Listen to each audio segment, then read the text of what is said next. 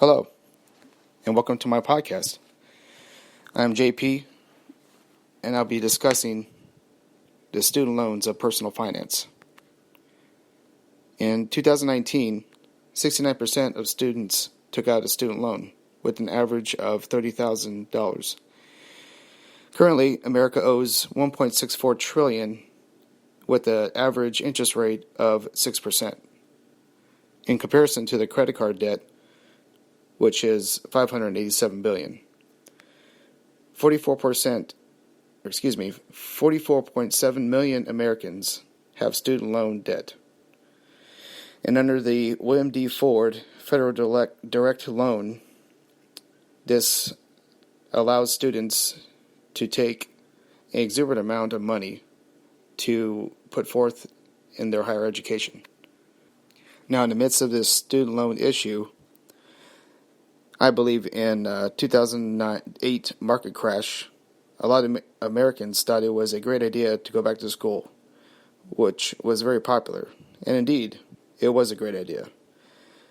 But unfortunately, it came at a cost. This is significant for young people that are just starting their lives or starting a family, which they'll have crippling debt now because of the student loan issue.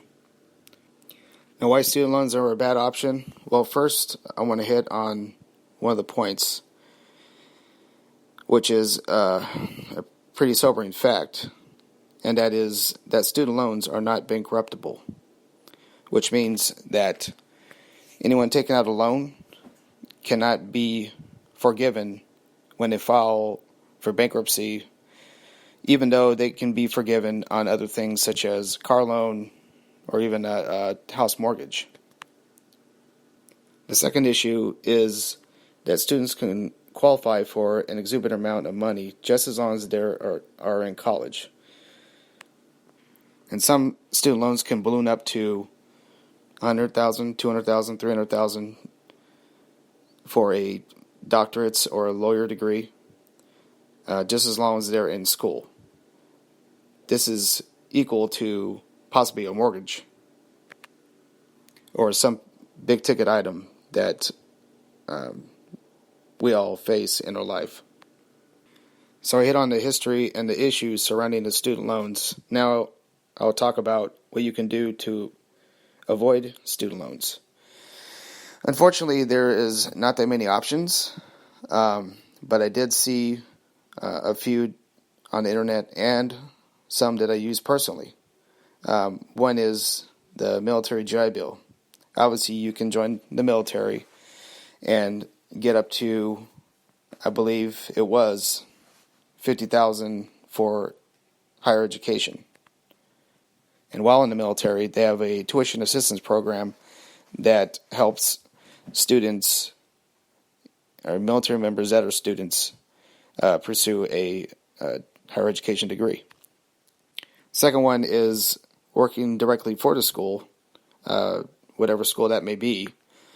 You could go into a program that will possibly pay for all of your higher education degree program.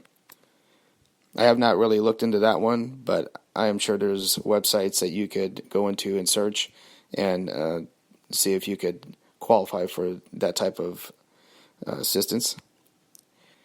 Third is scholarships and grants. That would probably be the hardest one of the three that I talk about, but they usually focus on medical industry, STEM, and the law industry. Mostly I saw was nursing and doctors and lawyers. Now I understand that a lot of students want to go out and leave their area for college, which may or may not include staying in-state or not. But what I suggest is to shop around for actually in-state schools that are comparable for your degree plan. And then obviously have a plan to pay them without debt or student loans. Being in an in-state school in your state would have a discount tuition for the schools that you choose. So that's what I suggest, and not go out of state, because they would charge the higher rate for those schools. For example, I live in Washington, so Washington, you would have University of Washington, which would have a standard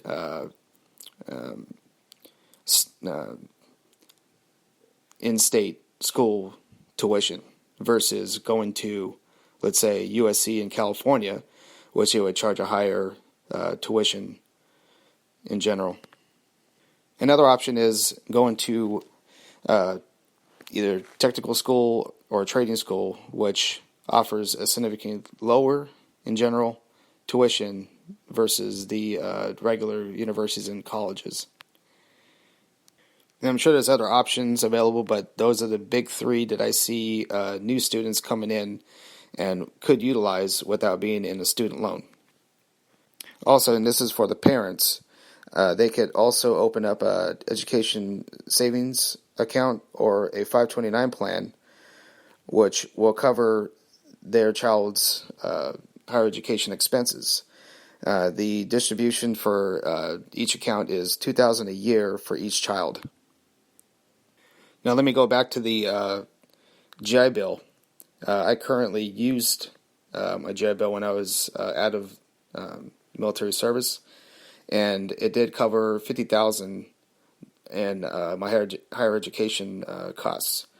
Out of that, I completed a MBA and a technical certificate just by that alone. And I know that's not an option for a lot of people, because either they don't want their child to go to the military, but I would say that right there is one of the better programs to avoid student loan debt in this situation. Now, for people that are already in debt for student loans, there is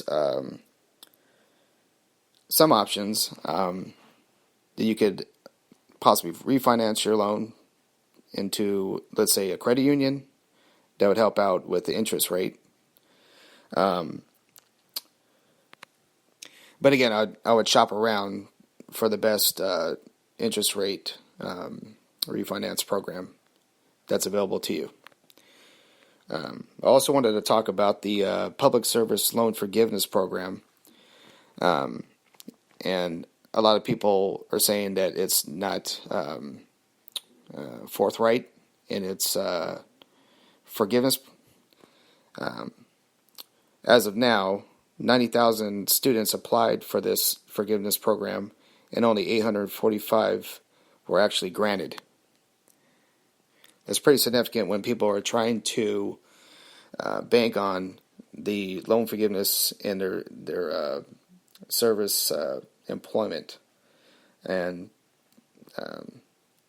understandably, it's not true. But for the 90,000 that applied, 855 were granted. That's a pretty low number in comparison. There is also the COVID-19 aid bill for the student loans. And I believe that it basically just takes away the interest of the student loans until, I believe, September. But you might want to do your own due diligence as far as that program's concerned. So in conclusion, and this is my personal opinion, going to school, get a higher education degree is a great idea. And now the government and big banks with their education aid bill really didn't do us any favors. For all the for-profit colleges that try to take advantage of their students, and an ever-growing tuition of universities and colleges just makes one big mess. I suggest not to go into a student loan and try to seek out other options that don't involve student loan debt. And if there is anything else I didn't hit on, let me know in the comments section. I should have a blog or something in the comments. But thank you for listening. I appreciate it, and I will be doing more podcasts in the future. Again, my name is JP, and thanks for listening.